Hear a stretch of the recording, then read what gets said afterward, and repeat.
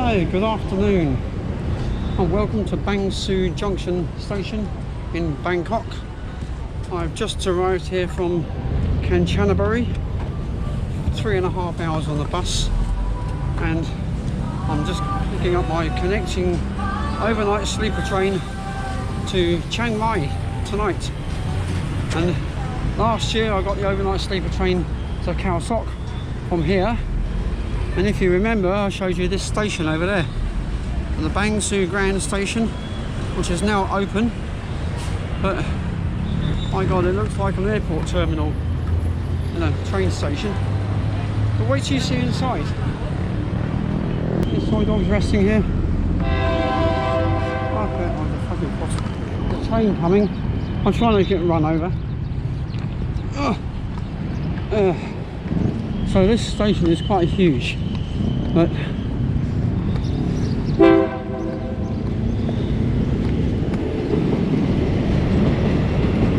there's the local trains. I don't know where they're going. Over here. This station opened in January this year, 2023, as I predicted last year, and as we step inside, you won't believe the grand scale of this station and what's inside it. So let me just cross the road at the Pelican Crossing, and I'll show you inside. It's now just gone 5 o'clock. Train leaves at 8 o'clock tonight, so I've got 3 hours to kill. I've got some munchies and a drink here, and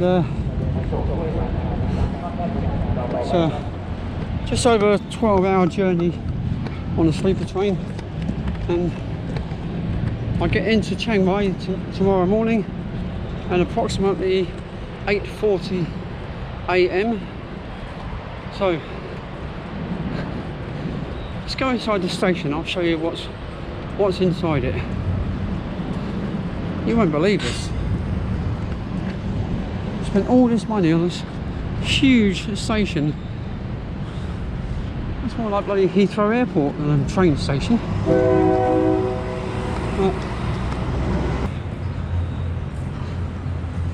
And this is supposed to be a very high-tech, modern train station. But I couldn't believe it when I came here a few days ago to buy my ticket. I mean, just have a look at this when we go in. Look, a huge station. There's my train. 2005, platform B. Look at this. Look, it's absolutely huge, this station. There's nothing in it. It's like an empty shell. There's nothing at all. Look, empty booths, empty offices, no shops. There's nothing here. Completely and utterly empty. Look, this wide space. What is the point of this? They could turn this into a bloody Formula 1 racetrack if they wanted to. Look, all the way down here. They got all the way down there. So there's nothing down there at all. Completely empty.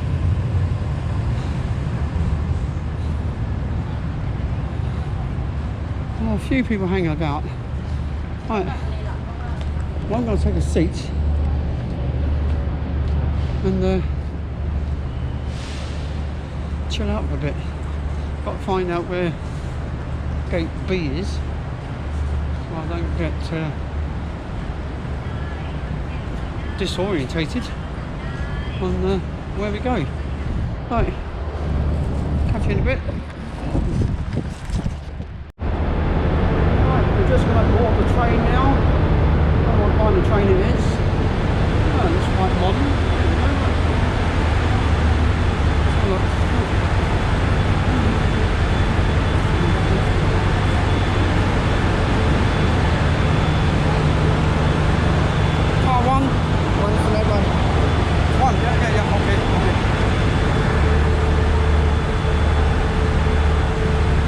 duck your head down here.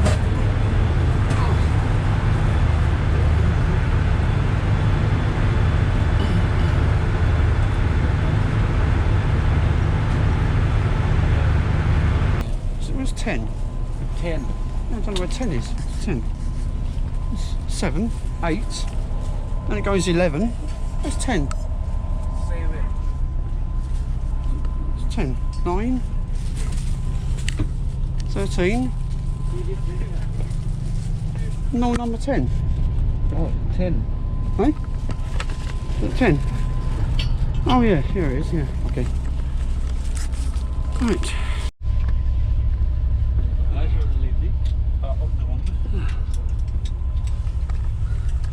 There's an empty Bang Sue station.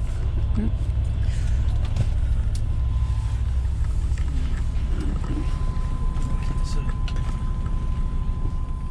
Well, after 13 hours on the train, I finally arrived at Chiang Mai.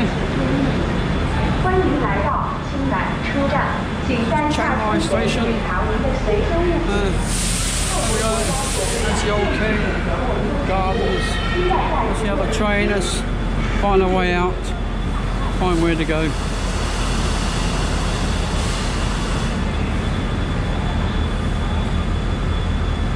Certainly like their elephants around here, don't they?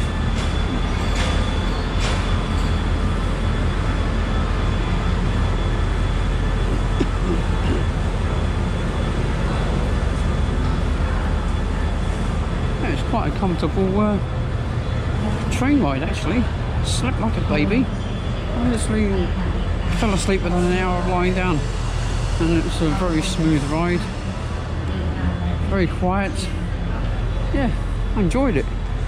800 baht the train ticket, which is what, less than £20 for an overnight sleeper train. Fantastic. Oh, right. Let's get away from these fucking taxi drivers. Right. Let's walk to my hostel. Probably about a 50-minute walk. Go walk around and get lost. I'll go up here and turn left somewhere. Up here on the main road, turn left. That overnight sleeper train, it's the second time I've got a sleeper train. The first time I got a sleeper train was last year when I went down to Khao Sok National Park. Got the train from Bang Sue Junction to Surat Thani and then get a bus, and that was the second time I got the overnight sleeper train. And again, very comfortable, very quiet, very smooth, very it's just very good everywhere. Recommend it. And people say, why don't you fly? What's the point of flying? What can you see 30,000 feet up in the air? Nothing. So let's just have a wander, see what we can see along the way. Obviously I can't check in the hostel till at least 12 o'clock.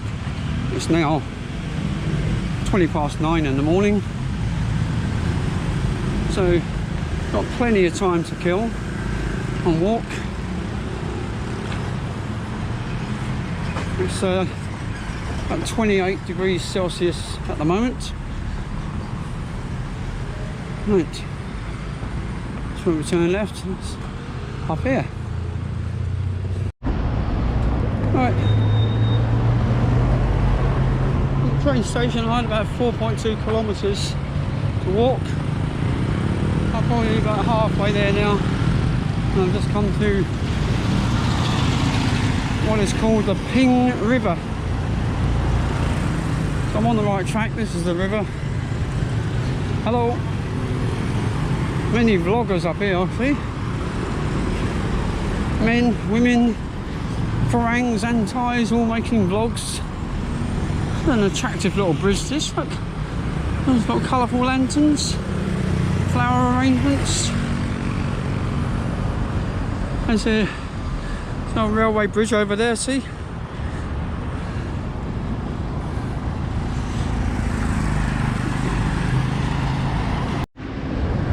Another big shrine here, and here, just like over there across the road, the police are stopping motorcycles, checking in if they've got licenses or helmets. See, like this policeman's stopping this one.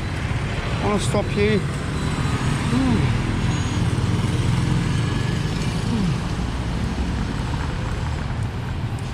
You look for a license. Look for license. Yeah. Oh, okay.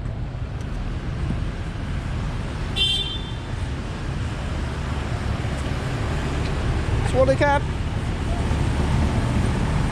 Morning. Morning. Huh? Speak English? I'm English, yeah. Oh, Yeah, you know where you are? No, I've just arrived on the night train. Oh. I'm heading down towards my hostel. Where you from? England. Yeah, I know. Well, originally from Aldershot, but I wander around all over. I don't have a permanent home. Oh, right. I just wander around. I'm from London originally. Yeah, Aldershot, just outside London. Finsbury Park, yeah. Yeah, I just recently, during the pandemic, was working in Bournemouth area. I'm trying to. I looked at. I've got a Thailand book, and I'm looking. I'm going to. I want to go to Chinatown. I have no idea where Chinatown. Ask a policeman up here, they're stopping motorcycles, they'll tell you. Ask them those speak fucking. Yeah, no, I've just had a chat with them. I said, why are you Do you stopping speak them? English? Yeah, I've just asked them. I said, why are you stopping? He said, license. They'll tell you where Chinatown is, yeah. Just up Fine, here, ask yeah. him. All right, cheers, mate. Thank you. Cheers. Well, I've taken a wrong turn somewhere, so I've just looked at the map. I'll get back on track. I'm just got to go up here, turn right somewhere. That English guy from Finsbury Park, I just went and asked him for Chinatown, and I've just stumbled across it. There it is. There, there's Chinatown. So he's walking in the opposite direction. Right, let's go up here. Turn right up here somewhere. Get back on the same track.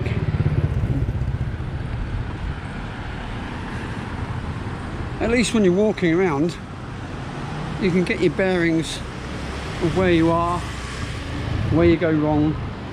If you're on a motorbike taxi or in one of these song towers, some of them are blue and some of them are red around here, you're just relying on the driver to get to the right location. You're not looking where you're going. If you're walking, you can get lost and figure it out yourself.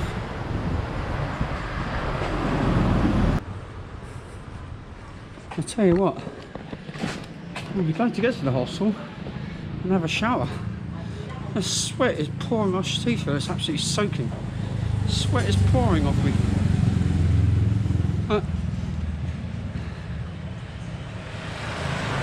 I'll enjoy myself when I get there. See, that's the beauty of walking down these little side stories. All these little shacks turned into shops, some massage shops, coffee shops, food stalls everywhere, laundries. 20 baht for laundry, so 50 pence to do your washing, less than 50 pence.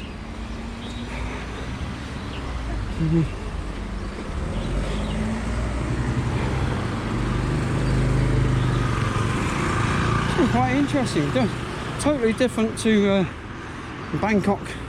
Very authentic and old here. So you can easily see we're coming into the old town now. Pretty cat.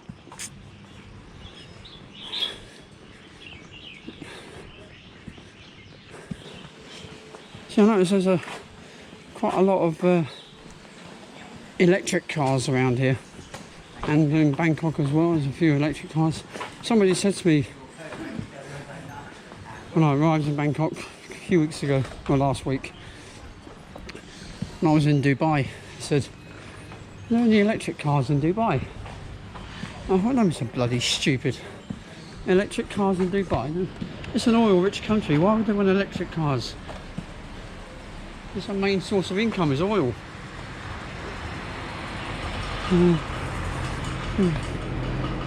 Temple down there. Right. Got to follow the creek round here, I think. Let's find out where I go. Let me look at the map. So this is the creek.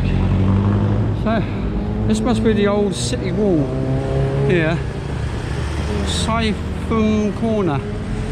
This must have been there protecting the town from invasion. You can see how old this wall is. It's like how old the brickwork is. It's all subsiding a bit.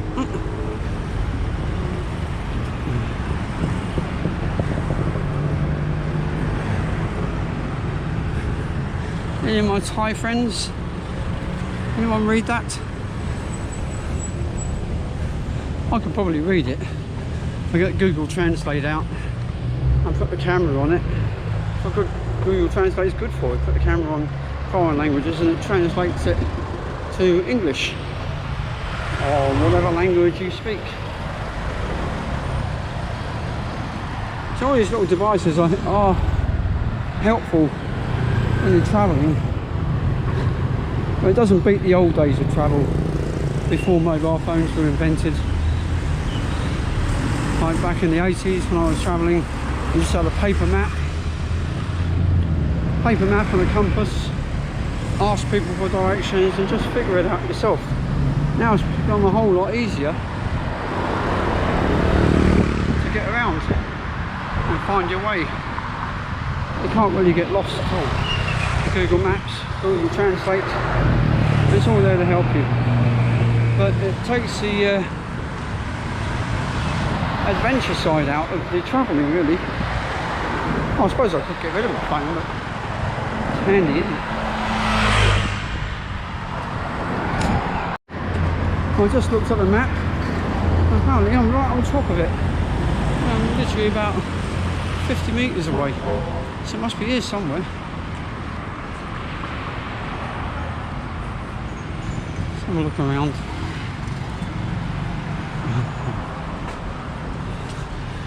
Don't need to go down there, it's definitely on this road.